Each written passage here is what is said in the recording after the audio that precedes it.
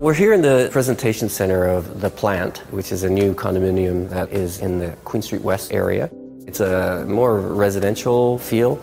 There's townhouses across the street and there's a number of other buildings, and Queen Street West is literally half a block up the street, so it has a nice feel. We really wanted to create a project here where people actually lived and brought their friends and brought other people in the neighborhood to it, and that helps to kind of sustain it as a place to live. Some of the interesting features of this building are really about capturing light. Growing plants in an urban context will never replace having to go out and buy food. But the communal aspect of gardening and cooking is huge. The building has these micro gardening bleachers that people can purchase and tend to. The units themselves are quite flexible. Instead of long and deep, they're actually wide and shallow.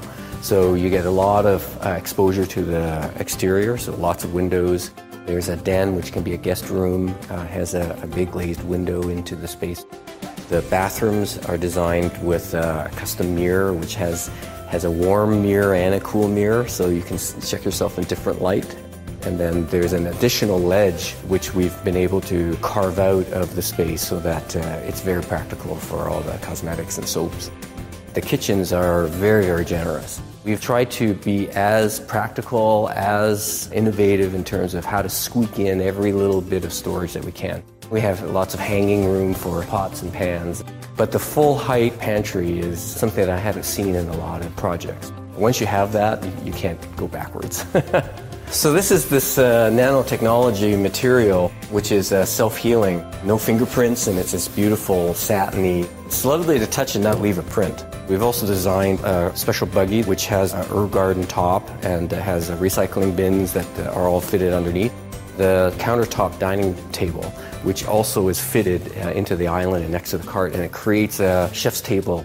It's a place where everyone can gather to eat, to cook and prepare foods, and it's really fantastic. I think community building was really something that drove the developers on this project. It's something that's really close to my interests as well, in terms of creating spaces that are really livable in the long run. Because I live in this area, and I don't want it to turn into a kind of concrete jungle either. So.